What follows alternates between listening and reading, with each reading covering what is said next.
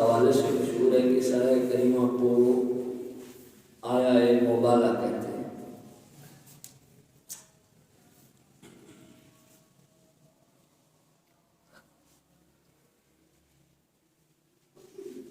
مبالغہ کیا چیز ہوتی ہے، کیوں کیا جاتا ہے،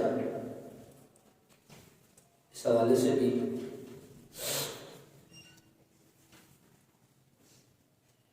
چند باتیں آپ کے گوش گزار کی جائیں گی۔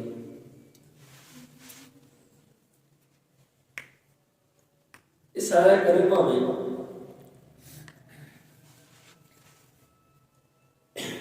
اللہ تعالیٰ نے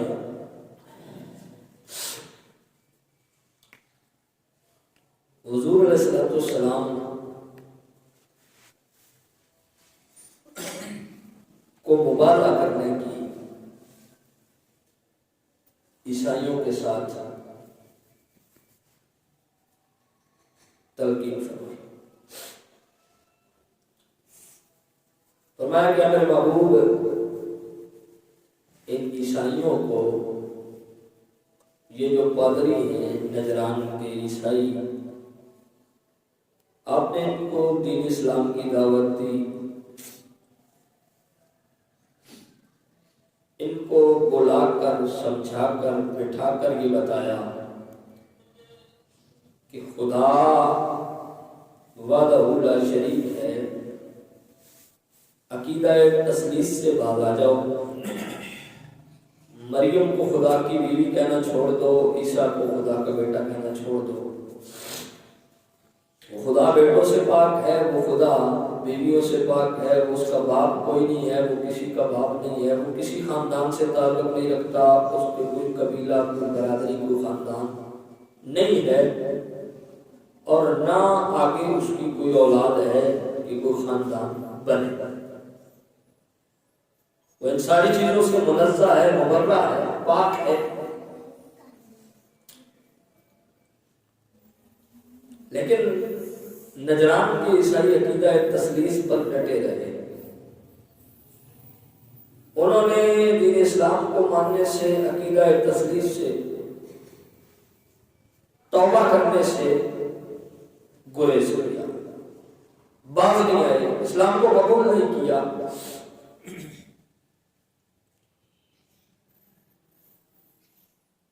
تو یہ آیہ کریمہ پھر اللہ تعالیٰ نے یہ حصہ نازل فرمایا کہ فَقُلْ تَعَالَوْا نَدْعُ أَبْنَاءَنَا وَأَبْنَاءَكُمْ، محبوب آپ ان سے فرما دو کہ آ جاؤ، ہم اپنے بیٹوں کو بلاتے ہیں، تم اپنے بیٹوں کو بلاؤ۔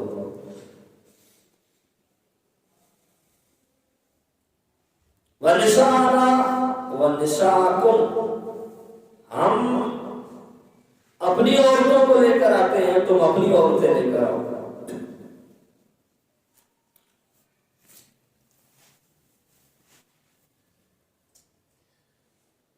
وَأَنفُسَنَا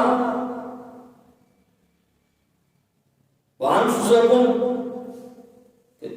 ہم اپنی جان لے کر آتے ہیں، تم اپنی جان لے کر آؤ۔ ثم نبتهل فنجعل لعنة الله على الكاذبين،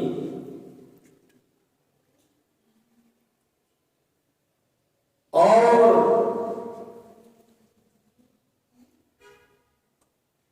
پھر ہم اللہ کے حضور التجا کریں گے کہ اے اللہ، جھوٹوں پر تو اپنی لعنت بھیج۔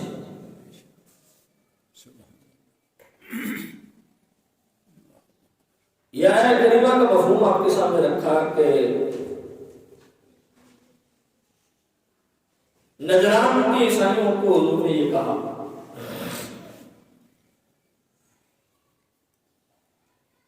مبالغہ کے لیے حضور علیہ السلام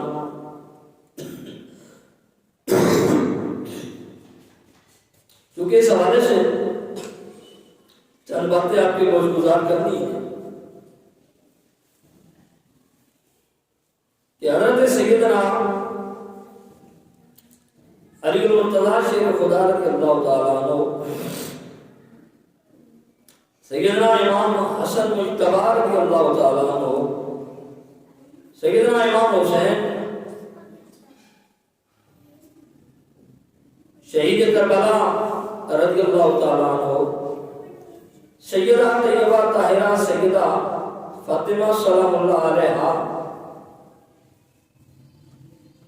اور حضور کریم نبی صلی اللہ علیہ وآلہ وسلم، یہ جو 5 نفوس قدسیہ ہیں جن کو آپ اور میں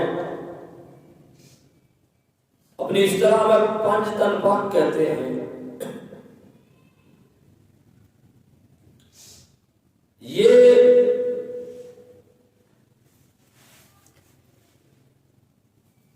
اور آیہ مبالغہ میں ان کا جو مقام اور مرتبہ بیان ہوا ہے اس حوالے سے چند باتیں ہم سمجھنے کی کوشش کریں گے۔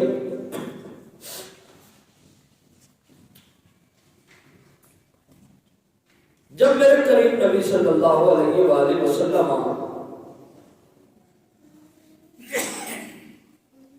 مبارک کی تشریف لے کر گئے تو حضرت سیدنا امام حسین رضی اللہ تعالیٰ عنہ اس وقت چھوٹے تھے۔ حضور کریم نبی صلی اللہ علیہ وآلہ وسلم نے امام علی مقام امام حسین رضی اللہ تعالیٰ عنہ کو اٹھایا ہوا تھا۔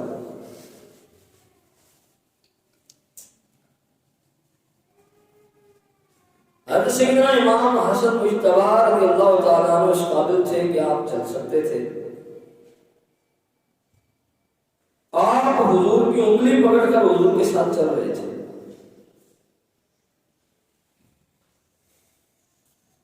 یہ سارا منظر بیان کرنے کا مقصد یہ ہے کہ اس سے کچھ چیز سمجھانا مقصد ہے۔ حضرت امام علی مقام امام حسین علیہ السلام، حضرت امام حسن علیہ السلام اور حضور، یہ 3 نفوس قدسیہ سب سے آگے ہیں۔ اس حال میں کہ حضور نے حضرت امام حسین کو اٹھایا ہے اور حضرت امام حسن انگلی پکڑ کر حضور کے ساتھ چل گیا۔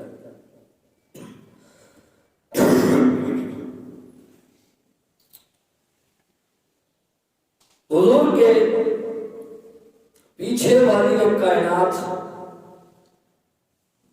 سیدہ کائنات، مخدومہ کائنات، سیدہ طیبہ طاہرہ سیدہ فاطمہ سلام اللہ علیہا آپ حضور کے پیچھے تشریف لے کر آ رہی ہیں، اور حضرت سیدہ کائنات کے پیچھے حضرت مولا علی شیر خدا رضی اللہ تعالیٰ عنہ آپ تشریف لا رہے ہیں۔ تو میدان مبارکہ میں آنے کا جو منظر تھا،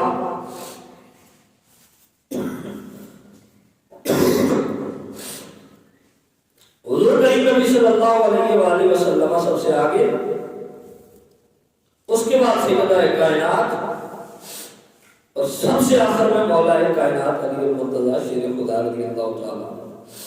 جبکہ حضرت امام حسن اور امام حسین علیہ السلام آپ دونوں شہزادے حضور کے ساتھ ہیں۔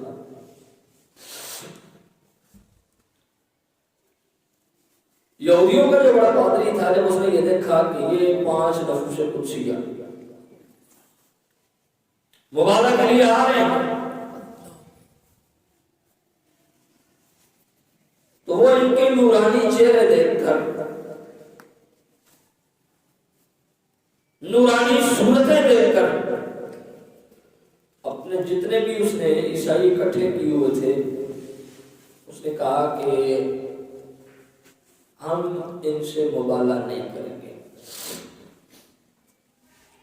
ہم مبالغہ نہیں کریں گے، کیونکہ اگر یہ جو آنے والے آ رہے ہیں ان کے ہاتھ اگر کسی کے لیے اٹھ گئے، اور ہمارے لیے کیونکہ ہمارے ساتھ مبالغہ کرنے کے لیے آ رہے ہیں، تو ہمارے خلاف اٹھیں گے، اگر ان کے ہاتھ ہمارے خلاف آج اٹھ جاتے ہیں، اس نے کہا کہ مجھے ان کے چہروں سے لگتا ہے کہ قیامت تک پھر عیسائیت نام کی چیز دنیا میں نہیں رہے گی۔ عیسائیت کا نام و نشان میں جائے گا۔ ان کے اتنے نورانی چہرے ہیں اور اللہ تعالیٰ کا ان پر اتنا کرم ہے کہ ان کے چہرے بتا رہے ہیں کہ اگر ان کے دعا کے لیے ہاتھ اٹھ گئے تو عیسائیت نام کی چیز پھر قیامت تک نہیں رہے گی۔ عیسائی مذہب ختم ہو جائے گا، اس کا خاتمہ ہو جائے گا۔ اس لیے اگر چاہتے ہو کہ عیسائی مذہب بچ جائے تو آج مصطفیٰ کے ساتھ ان کی لخت جگر حضرت سیدہ فاطمہ کے ساتھ اور ان کے دونوں نواسوں امام حسن و حسین کے ساتھ اور ان کے بھائی ان کے داماد مولا علی کے ساتھ پھر مبالغہ کرنے کی کوشش مت کرو۔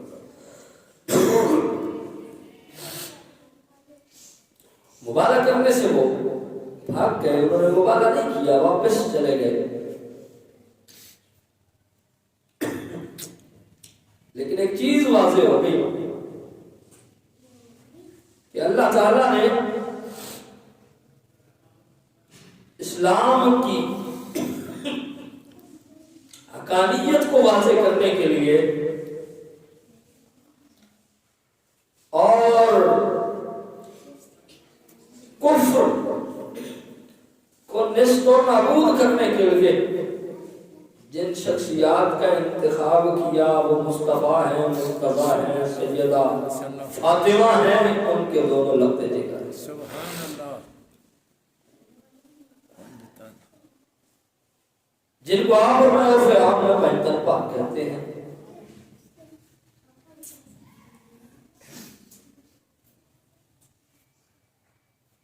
اب بعض لوگوں کے ذہنوں کے اندر یہ بھی سوال آتا ہے کہ حضور کا خون تو پھر حضور کا خون ہے، کیونکہ ہمارے سنت کا عقیدہ ہے کہ حضور کی اور بھی بیٹیاں ہیں، حضور کی اور بھی نواسے نواسیاں ہیں۔ حضرت سیدہ پاک کی اپنے بیٹے بیٹیاں ہو رہے ہیں، حضرت سیدہ زینب ہے، پھر ایک حضرت امام حسین کی ایک چھوٹے بھائی وہ بچپن میں فوت ہو گئے تھے، وہ حضرت سیدہ پاک کی اولاد ہے، پھر آگے ان کی اولاد وہی کہتے ہیں کہ دیکھو تم پنج تن پاک کہتے ہو تو کیا نعوذ باللہ من ذالک باقی آباد پاک نہیں ہے؟ دوستان محترم مسئلہ یہ ہے کہ یہ کہاں کی عقل مندی اور دانائی ہے کہ کسی کو اگر بندہ پاک کہے تو اس سے مطلب یہ ہوتا ہے کہ جو دوسرا ہے وہ پلید ہے، کسی کو اگر بندہ کہے کہ یہ اچھا ہے تو اس کے ساتھ بیٹھنے والا آٹومیٹک جو ہے وہ برا ہے۔ ایسا تو نہیں ہوتا نا۔ مثال کے طور پر جو ہے وہ ایک جگہ پر کئی لوگ موجود ہوں تو بندہ کہے کسی کو کہ جناب آپ بہت اچھے ہیں، اس کا یہ مطلب تو نہیں کہ وہ باقی جتنے ہیں وہ سارے چور بیٹھے ہوئے ہیں، باقی جتنے ہیں وہ سارے جھوٹے بیٹھے ہوئے ہیں۔ مطلب یہ ہے کہ پاک باقی بھی ہیں، طیب و طاہر باقی بھی ہیں، لیکن جس طرح رب نے ان کو پاک کیا ہے کائنات کے اندر اس طرح کسی کو پاک نہیں کیا۔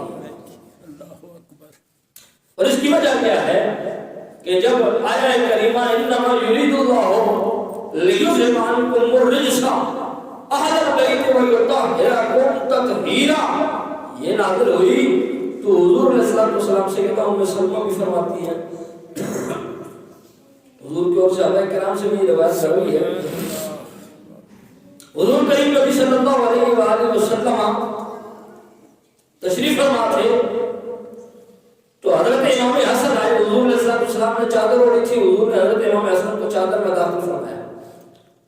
پھر کچھ دیر بعد حضرت امام علی مقام امام حسین علیہ السلام آئے. آپ کو بھی حضور نے چادر میں داخل فرمایا.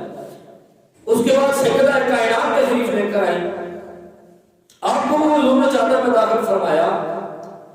اور اس کے بعد حضرت مولا کائنات آئے اور ان کو بھی حضور نے چادر میں داخل فرمایا. اور داخل فرما کے فرما مولا یہ میری اہل بیت ہے. سبحان اللہ. یہ میری اہل بیت ہے اور ان کو اس طرح پاک کر جس طرح پاک کرنے کا حق ہے. سبحان اللہ. تو ان کو پنجتن پاک اس لیے کہتے ہیں. اور ان کو پنجتن پاک کہنے سے باقیوں کے پاک ہونے کی نفی نہیں ہوتی. اور یہی چیز لوگوں کو سمجھ نہیں آتی کہ جس طرح ان کو پنجتن پاک کہنے سے باقیوں کی پاکی کی نفی نہیں ہوتی، اسی طرح حضور کے صحابہ جو حضرت ابو بکر صدیق ہے، فاروق اعظم ہے، عثمان غنی ہے، مولا علی ہیں، ان کو حق چار یار کہنے سے باقیوں کے حق کی نفی نہیں ہوتی. بات اگر ان کو حق کہتے ہو تو پھر باقی صحابہ حق نہیں ہیں. اگر ان کو حق کہہ کے باقیوں کے حق کی نفی ہوتی ہے تو پھر پنجتن پاک کو پنجتن پاک کہہ کے باقیوں کی باقی کی نفی ہو جائے گی. تو لہذا پنجتن پاک کہنے سے باقیوں کی باقی کی نفی بھی نہیں ہوتی. اور ابو بکر صدیق، فاروق اعظم، عثمان غنی اور مولا علی کو حق چار یار کہہ کے باقی یاروں کی نفی بھی نہیں ہوتی، نہ ان کی حقانیت کی نفی ہوتی. اچھا بعض لوگ کہتے ہیں حضور صلی اللہ علیہ وسلم نے دعا فرمائی، چادر میں داخل فرمایا، دعا فرمایا کہ یہ میرے اہل بیت ہے. اس کا مطلب ہے کہ اور کوئی اہل بیت نہیں ہے. سمجھ رہے؟ حضور نے چادر میں داخل فرمایا اور داخل فرما کر فرمایا کہ یہ میری اہل بیت ہے. جس کا مطلب ہے کہ یہی اہل بیت ہے، باقی کوئی اہل بیت نہیں تھا. جناب دعا سے یہ بھی ثابت نہیں ہوتا کہ یہی اہل بیت ہے، کوئی اور اہل بیت نہیں ہے. کیوں؟ اس لیے کہ کیا حضرت امام حسین کی بات میں آنے والی اولاد اہل بیت نہیں ہے؟ حضرت امام حسن کی اولاد اہل بیت نہیں ہے؟ حضور داتا صاحب اہل بیت نہیں ہے؟ حضور غوث اعظم صاحب اہل بیت نہیں ہے؟ پیر علی شاہ صاحب اہل بیت نہیں ہے؟ حضور کا خاندان نہیں ہے؟ حضور کا گھر نہیں ہے؟ امام مہدی قیامت کے نزدیک آئیں گے، اہل بیت نہیں ہے؟ اگر یہی 5